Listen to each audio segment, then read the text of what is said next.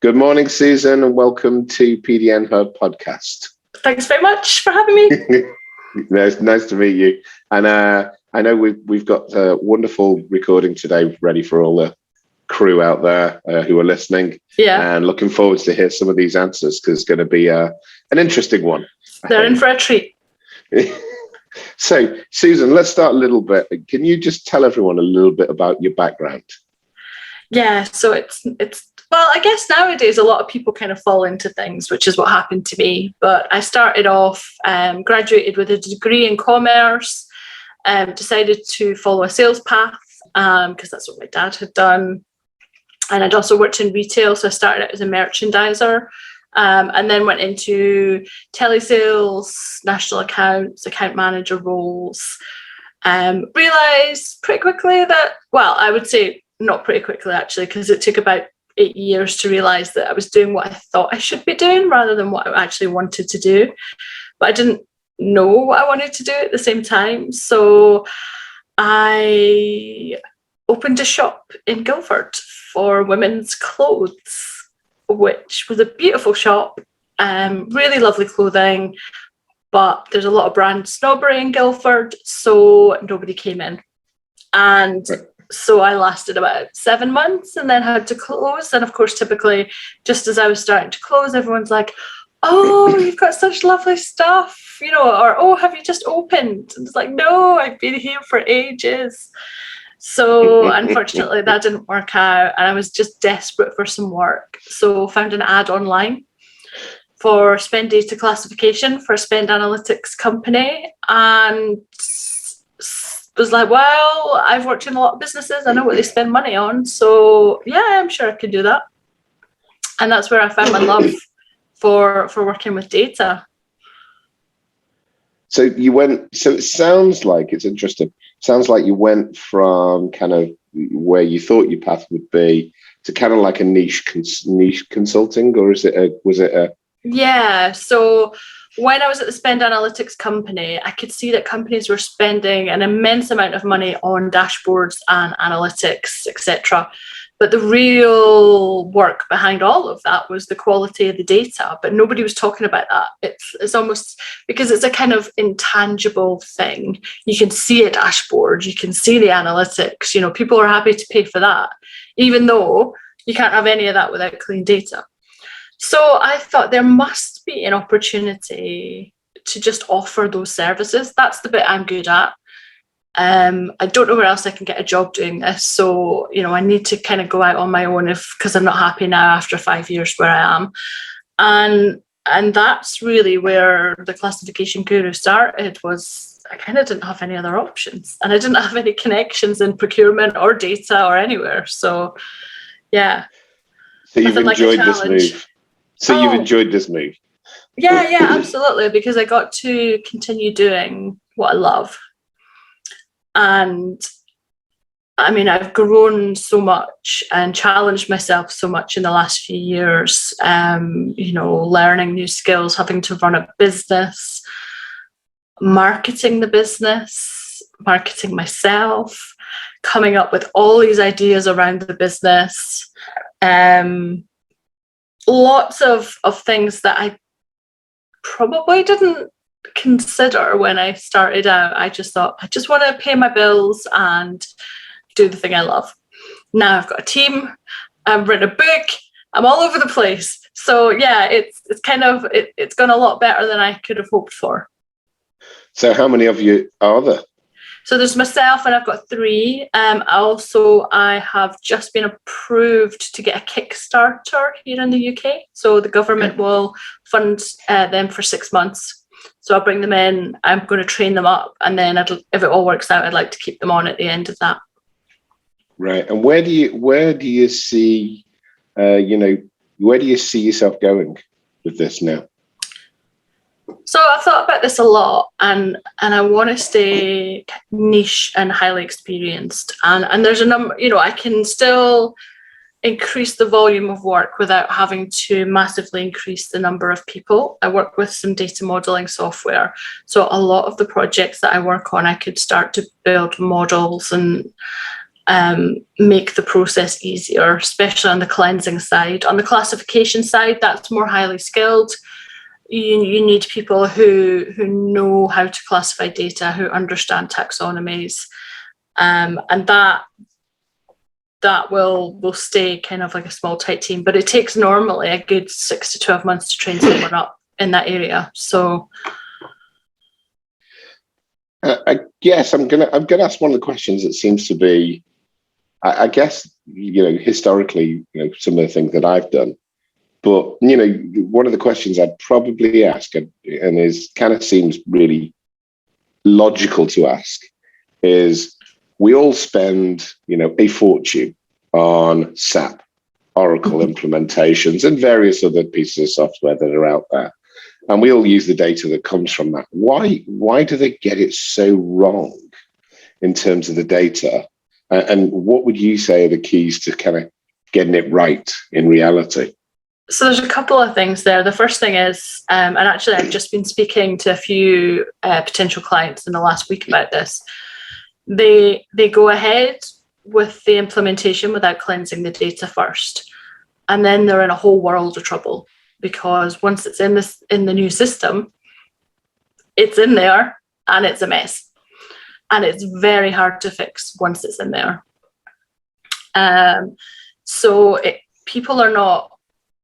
People are underestimating the value and power of cleaning that data before you implement something new. If you are in a situation where you have had your system for a very long time, then it's there are no quick wins that you can do to fix your data. It's going to be a laborious manual process. And the thing is that it's not good enough to just fix it. You have to maintain it. So you have to keep checking that everything's okay. I often say, make sure your data has its coat on. So it's got to be consistent.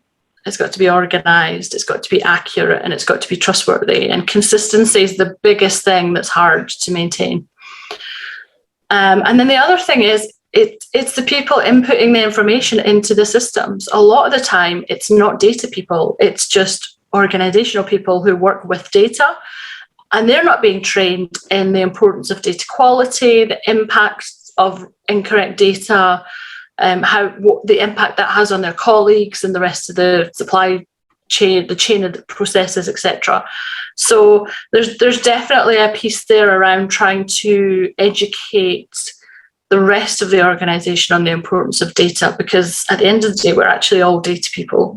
We're just all data people to differing degrees. And do you think, why do we get it? I guess there's still queries in my mind. Why do we get it so wrong when we spend, 20, 30, 40 million implementing, even more than that, when we're implementing global SAP, global Oracle, global IFS, all of these wonderful systems that we do globally, but we get the data so wrong? People don't value data cleansing as a skill. So it's an intangible kind of product service that most decision makers don't understand the benefit of. I'm all constantly saying, data is an investment, not a cost. And because most of the time it's just seen as a cost with no benefits. Whereas there are huge time benefits. There are all the decisions that you're making based on bad data that you don't know about. It's the consequences of ordering too much or manufacturing too much, then the storage costs associated with that, or buying too much of raw materials, or emailing the wrong people and then being subject to a GDPR fine. It's just not valued, and it does take a time, patience, and some skill to do it properly, because anybody can cleanse and classify or cleanse data, but to do it properly and efficiently and accurately, you have to have done it for a while and learned some skills over time, but nobody sees that bit. So again, coming back to it, so how are you selling it then? Because if you're selling this proposition of data cleansing, there's got to be a way that you're selling this proposition of data cleansing so that people understand the value of it. What's the big sale for you? So I'm in a very fortunate position that all my requests come inbound. So it's already hit the fan by the time they come to me. There already is a problem and they need it fixed. And I've positioned myself as the fixer of dirty data. So if there's anything that they think I might be able to help with, I'll be the first point of contact. So, but because unfortunately organizations will not invest in data quality until something has gone really wrong. Right. And what do you see as kind of like and let's just use manufacturing as the example right now. Because I know we've got kind of like a manufacturing organization and service organization to go to manufacturing. What are the kind of errors, the mistakes that you're seeing? Like, give us a couple of examples of some big errors that you've seen that have gone wrong. I am seeing and hearing about multiple item codes for one product, multiple descriptions for the same product, the wrong description for the product. O's instead of zeros, missing numbers from codes, multiple versions of the same supplier, the addresses are not formatted correctly, sometimes missing, multiple versions of one supplier. I mean, there are so many different aspects, and even things like, when you set up a new item to go to shipping. So I've had this discussion on LinkedIn before, and I've seen it happen with TVs where the dimensions were not set up correctly. So it looked like you could get a lot more TVs on a truck than you could. So that in turn will really mess up your delivery plan. You could be fined by your customer for late delivery. Somebody told me that they once had like 50-inch TVs had a dimension of like 1 centimeter by 1 centimeter or something ridiculous like that. Someone really hadn't paid attention when they were putting that information in. So you see the knock-on effect happens to the customer, or fines from customers, or delivery failures, things like that. And if it's personal data you've got, now you might not necessarily have that in the manufacturing side, but if it's not just about securely storing that data, you have to have the right and correct information on people. So, and you should only have the information that you need. You shouldn't have any, you're in my database, I've got your email. All I need is your first name, your last name, your email. I don't need your date of birth. I don't need your postal address. If I had those things, then potentially that's a breach of GDPR. So, and also if I had your name wrong or something, that's also a potential breach as well. And then so let me we've got one side of one organization. So I've worked for the kind of the manufacturing side. I've done that piece. And I've also worked for service companies. What do you see as the big issue with, because obviously there we're talking about deliveries, we're really talking about a kind of a manufacturing company. Say we go to the service side of the business, what side would you say goes wrong with the data there? CRM systems, a lot. Multiple versions of the same customer, incorrect. If you're doing postal mailings, if you've got the wrong address, you could be sending them to the wrong person. Or I got some anonymous data horror stories donated to me for my book. One of the stories in there is exactly this. They had sent out a whole range of mailings to people to the right address with the wrong name. Right. And this was pre-GDPR, but it caused a huge stink. And in this case, actually, it was for a renewal of something. And actually, the renewal was still like a 70% renewal rate, even though the mailing had the wrong name. It still prompted people to renew. So so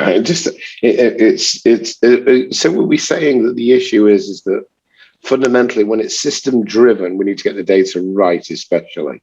rather than when it's manually driven? Because I guess, we've got a lot of organizations out there, especially, work small and medium-sized businesses, where they don't have systems. They tend to, run on very, very simple systems, and a lot Excel of it tends sheets. to be, Excel spreadsheets and such that they're using. These smaller companies that we all deal with don't have those systems that they get it. Do you find issues with the smaller companies as well as the larger ones?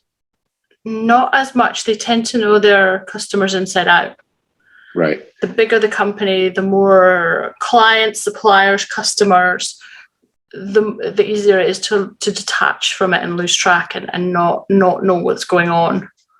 Right. So it's the detachment from the actual data that you're saying is probably the biggest issue. Yeah, although I have worked in companies where people know things are wrong and it's just accepted it's wrong and nobody's motivated enough to change it. That happens. Right. Okay. Yeah. So if smaller companies, I've seen them using drafting books still and orders manually on a piece of paper. Oh yeah. Well, I wouldn't recommend that. I would recommend having something electronically and back it up. Yeah. But there's a lot less chance of something going wrong with a smaller business, I think. Do you find, as an interesting one, I've wondered this, do you find people deliberately doing it? Deliberately playing with the data? I think people can be deliberately lazy and can't be Right. bothered to populate all the boxes. I haven't seen anyone try and sabotage anything unless it's like in the spend data classification world, if you were trying to kind of hide some fraud or something. So you've bought, I don't know, some DIY stuff for your house, but you've classified it as facilities maintenance for the business or something, or, put it under something else where you might try and hide it. I mean, I was referring to that because a number of times I've been through data myself and I had, colleagues that that I've worked with before go through data and then, looked at it myself and gone, something's wrong here. Yeah. I'm not quite sure what's going wrong here, but, if it smells like a fish, it looks like a fish, then it probably is a fish. And you just raised a really good point there around knowing your data. So when I'm doing training, I say it's really important to maintain your data, not only to keep it up to date, but to know it. Because if you know it, you're familiar with it, things that stick out will become obvious to you quite instantly. Whereas if you don't look at your data very often, you're not going to know if something's right or wrong. No, agreed. And as somebody that, I looked after direct materials for 3 years for one category area across the whole of Europe, Middle East and Africa, the delights. And I could spot, we used to do budgets where you would go through every line of your data. You'd have to set the budget for every line of every product that you ordered. And I knew if something was going wrong. I knew my data. I could see things that just didn't look right. And then I could say something's wrong here. Or orders through the roof, orders that look like 1 million, where your average order size is 50,000. You're kind of going, this doesn't look right, that. Yeah. And also, how many ways can you spell the word screw? Because there's quite a lot of them. And that comes back. That comes back to an interesting one. And probably coding structures is an interesting one that I've had many discussions with many people about this, because we talked earlier about taxonomy and what taxonomy should we use. Everyone seems to create different structures. I've been in enough companies now where we've created our own structures. Is there a taxonomy that you would say, hey, use this, use the UNSPSC, use this, use something that is pretty standard and makes life simple? Or would you say just create your own every time? No, most of the clients I work with will have me build them a customized taxonomy. But what I would say is, don't do it yourself. Get an expert in, because I worked on a taxonomy rebuild for a client recently, and they had completely left out water utilities. Just because they're probably so focused on the area that they are managing that they don't always think about everything else. So I'll go through the data and actually build a taxonomy based on what's the data. I think the only way that you could get close to a kind of standardized taxonomy is if you do it by, say, industry, right, where it at least fits the industry. To have something globally, I just don't think you're going to miss out the detail in some area. So if you use the UNSPSC, great for hardware, loads of options.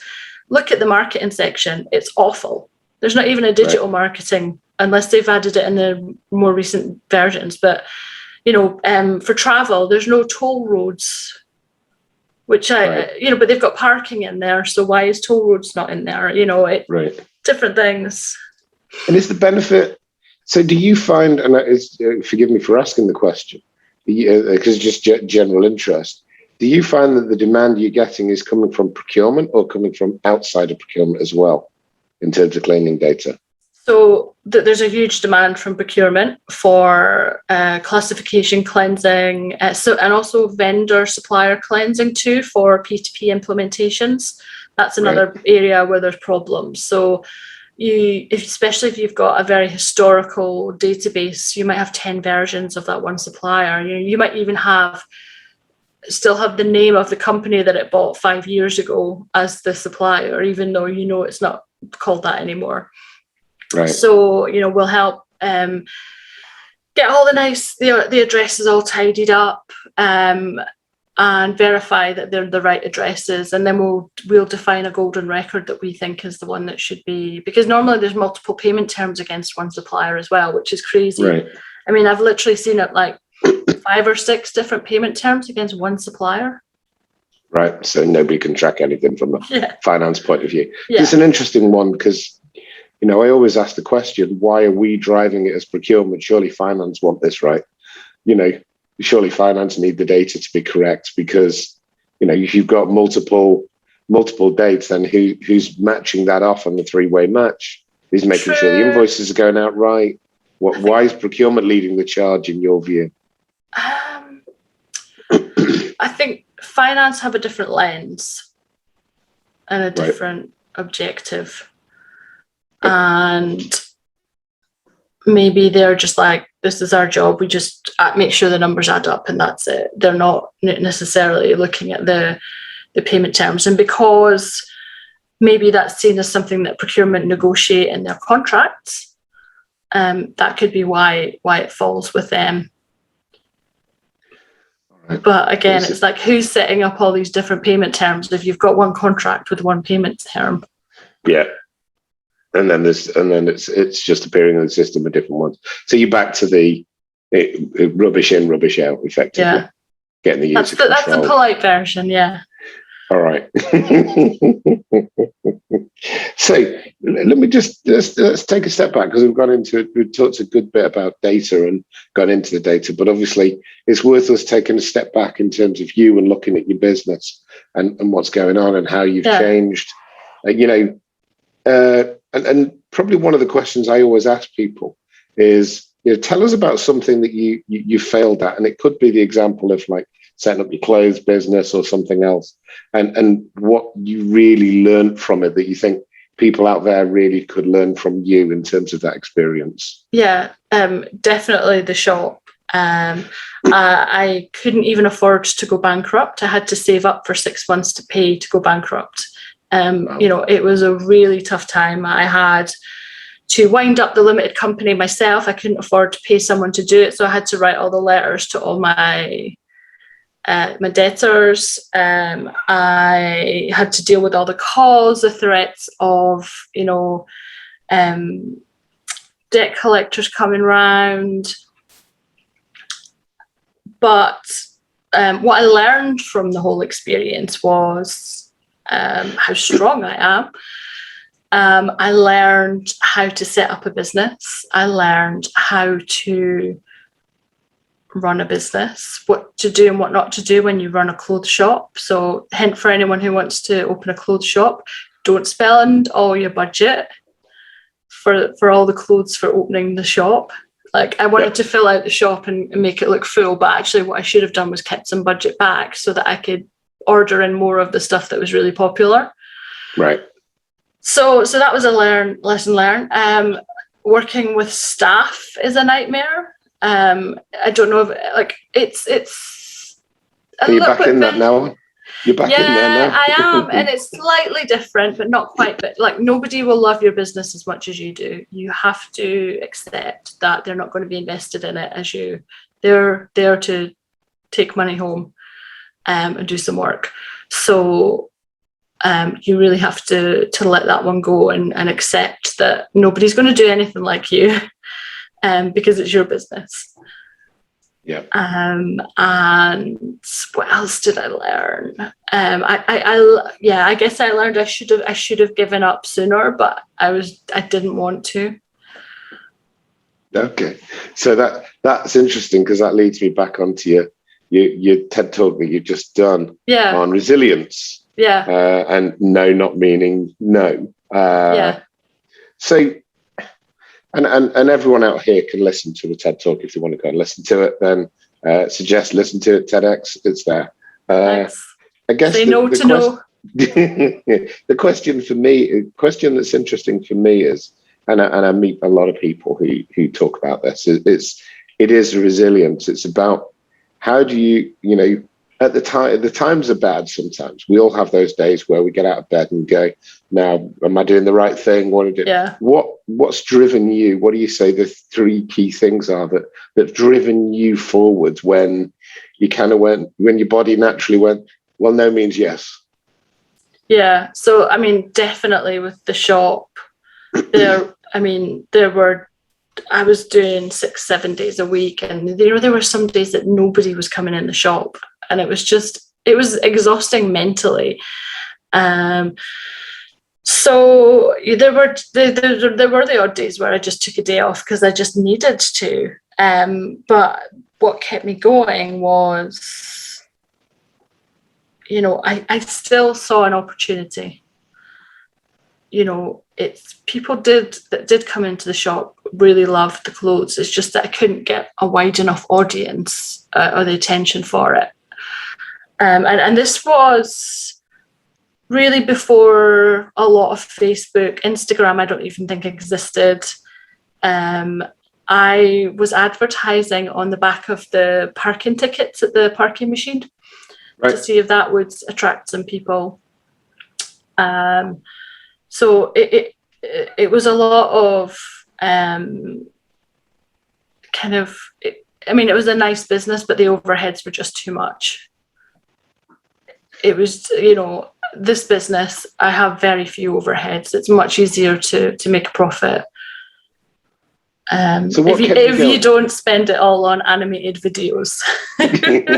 Now I know you moved on and you moved into another business. So, I kind of tend to wonder, there are a lot of entrepreneurs I've spoken to, and I know, a whole host of them.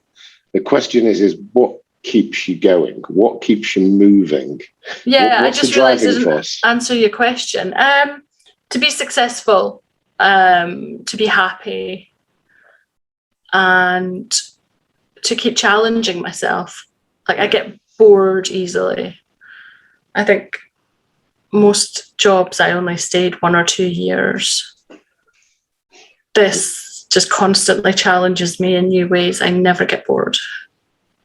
And that's an interesting one. I'm here. So more people I've spoken to, and I've spoken to Oliver recently, and I've spoken to Stuart Griffin recently, and that seems to be becoming a constant theme. And I'm not hearing whether it's young or old. I don't know the difference, but I'm hearing this constant theme of boredom. I've always been like that. Always been like that. That's not a new thing. I found something to challenge the boredom. Right. No 2 days are the same. And what happens in those times where your head goes, am I doing the right thing? Is this the right thing for me? It's getting a bit difficult now. I'm not getting any clients through the door. I mean, I'll be totally honest. Like, nobody has paid my invoices. I can't pay my contractors right now because other people haven't paid me. I'm constantly thinking, oh, but it gets better. Right. They have to pay at some point. I'll go and find some way to pay them. But I've got a ton of outstanding invoices coming in. On paper I look very cash rich, but the reality is no bugger is paying me. So that happens all the time, and actually that's even more stressful now because I have people relying on me. When it was just me, it was like, well, I just have to worry about me, that's fine. But now I've got other people who rely on me too. So that's frustrating because I don't want to let them down. It's an interesting one because we're going into some elements of mindset, which is kind of interesting, and understanding the why you're doing this, what's the reason for it, and that's kind of, PDN Hub's fairly new for those of you out there. We've not been around for 20 years. Like, I used to work for the big consultancies, and we've been around for 20, 30, even longer than that, those years, and everyone knows about them. And it's the mindset of trying to understand, number one, what's the why are you doing it? Where's your goal? What are you trying to achieve out of it? But also being able to constantly, and for those of you might have seen some of the Tony Robbins stuff, one of the things he talks about is about mindset shift. It's about being able to shift your mindset. And that's what I'm really interested in, because you've obviously clicked onto something that's worked for you. And it's about being able to say, when those dark times come, Tony talks about it. He talks about a 90-second shift now. Yeah. He can do it in 90 seconds. He can shift himself from, I'm in this, I call it a head funk, where, you're in the downward spiral, and in 90 seconds it can shift. Now, we all have longer times where that happens. Yeah, I mean, sometimes it's like a day, but I always know that I'll feel better tomorrow or the next day. I know that things will get better. Right. I've been in this position many times because nobody ever pays on time, so it's not the first time and it won't be the last. So you just have to keep on trundling through. So do you plan for that now? Are you planning for the I'm trying. But I'm trying to build up a buffer now. But I mean, even when I have had buffers in the past, I've still had to use those to get me out of a hole, Right. But it's all part of the fun. Yeah, that's one way of looking at it. We all talk to people who are younger than us now, who are starting out in the world, and you were to give, and I would say give somebody younger, but I'll actually say give it to yourself. If you look at yourself at 20 years old or 18 years old, what 3 pieces of advice would you give to yourself? I would say try more things, try more jobs, and see what you like. Find what you're good at and find something. Like, go follow more what you love doing rather than what you think you should be doing. Okay. Don't be so impatient. Okay. And just number 3, what would I say? That's why I always ask for 3. You're going to really love Prosecco. Okay. I don't even think that existed when I was my younger self. In the last few months, what would you say is the biggest surprise you've had, and why did you have it? Why was it a surprise? Oh, that's a good one. I think doing the TED Talk, that really terrified me. Absolutely terrified me. So why was it a surprise to you? Because I do a lot of talking. I talk about data all the time, so I can talk about that with my eyes closed. But this I had to learn. I didn't have a script. I had to just go out there. And the first time we got to speak on the stage was when we were on the stage speaking. So there was no practice run on the stage. We'd kind of been told we were going to, the impression I got was we were going to be in a room with a camera. There would be no audience. There was an audience, there was multiple cameras. And so whereas I practiced talking to a single camera, I then had to switch instantly from that to looking around, trying to engage in the audience and all that kind of stuff. So right. I guess I haven't been that nervous, I don't think, ever. And Right. The impact that nerves have on you really surprised me. Okay, interesting. Yeah. It's an interesting one. Yeah, I've been through a few of them now. So yeah, it's interesting when you have to do these recordings. But yeah, like, you know, I spoke at Big Data London just the other week and I loved it. Absolutely loved it. So you find it easier talking about your subject as opposed to talking about you? Yeah, it could be. I mean, it was quite a personal talk. So, and I knew my family were watching and they didn't know what I was going to be talking about. So there was a lot of other aspects going on in that as well. And yeah, I chose to not have any slides. Right. I didn't want to distract from the talk itself. So I could have used slides as prompts. Right. But I chose just to do a talk. So, you know, depending on if I did it again and what I was talking about, then maybe I would use slides which would help prompt things. Right. Okay. That's interesting. Yeah, it's. I mean, I've not done a TED Talk, so I don't know. I'm doing these. I would highly recommend anybody just applying to do it. Okay, maybe that'll be my next one. Even just the process, you know, I went through a couple of auditions, you know, right. so it was I applied in the January and then it was filmed in the May. Oh wow! So yeah, it took some time to get through to the final piece. That's interesting. It's definitely interesting. I've watched it. It's definitely interesting and one to listen to, especially somebody speaking from the. Well, it's good. You're speaking from the heart as opposed to it's not a rehearsed regurgitation that it feels like. Some of them, you see them and you know the regurgitations. Yeah, they've memorized it. Yeah. Yeah, no, it's great and it is really interesting. So what are the next challenges for you in your career? Definitely handling the growth of the business. I found this year to be extremely challenging.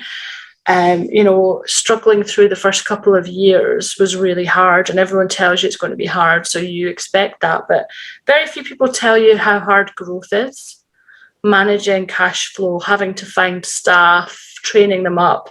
I had a whole range of contractors last summer, but I let them all go because of the very thing we spoke about, where, you know, it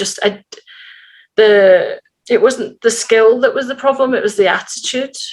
Right. You know, you can upskill people, but it's very hard to change someone's attitude.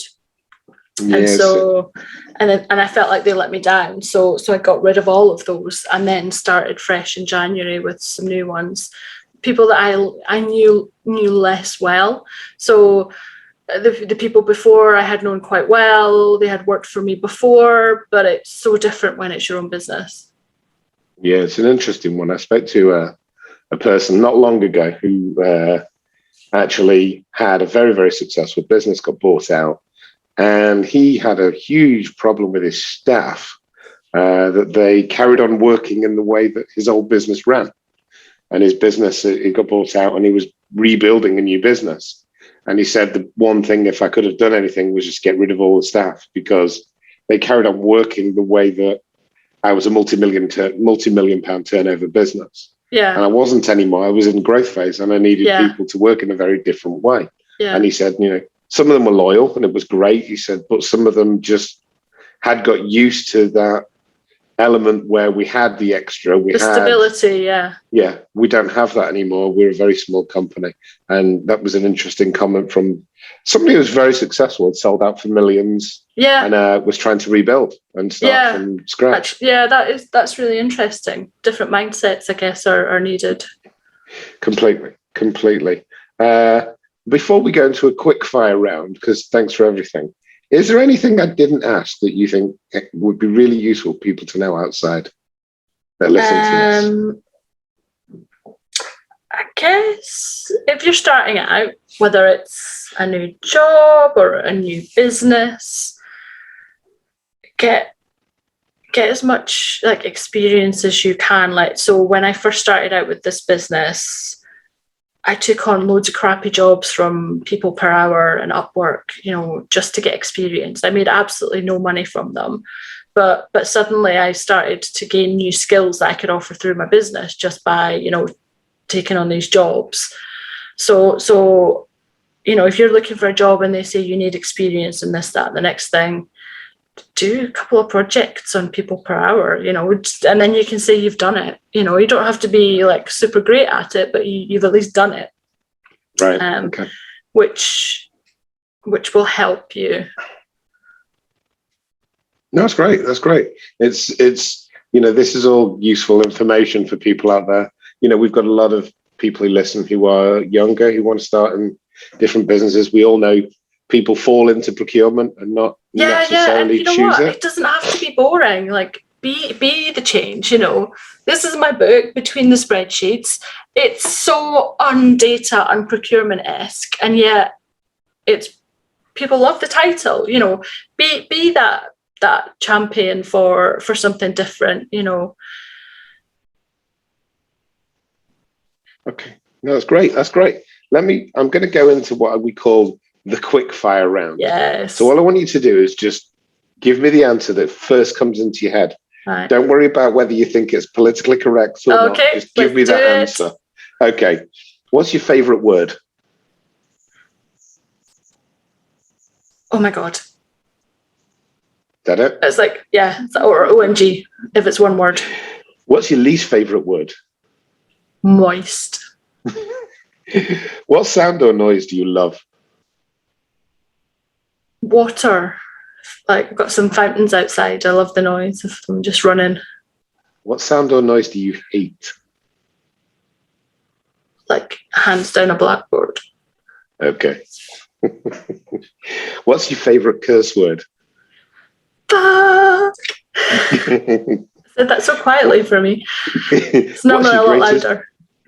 What's your greatest fear in life? Spiders.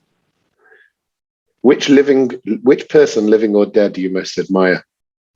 My gran. I'm going to ask you why. So she died when I was in my early 20s. And by that point, she'd had dementia for a good 8 years. She lived a life that I know nothing about. She didn't get married till she was about 39, and this was in the 50s, so it was pretty much unheard of. She had my dad at 40. So I would just love to be able to find out. I know she used to come down to London quite a lot and visit friends, and I would just love to know what she did. And what other people thought, and how she kind of dealt with, what other people must have thought at the time, because it's like, right. Oh, she's not married. Oh, she's on her own. Oh, so that definitely, growing up, that definitely made me feel like I could do anything I wanted. Interesting. If you didn't work in data, what would you have done? I probably would still be trying to find the thing that I loved. I don't think lip syncs can be a career, so Okay. I have no. Yeah, I really think I would be struggling. If heaven exists, what would you like to hear God say when you arrive at the pearly gates? You did all right. Interesting. Susan, thank you very much. Thanks. That was fun. Really enjoyed your time.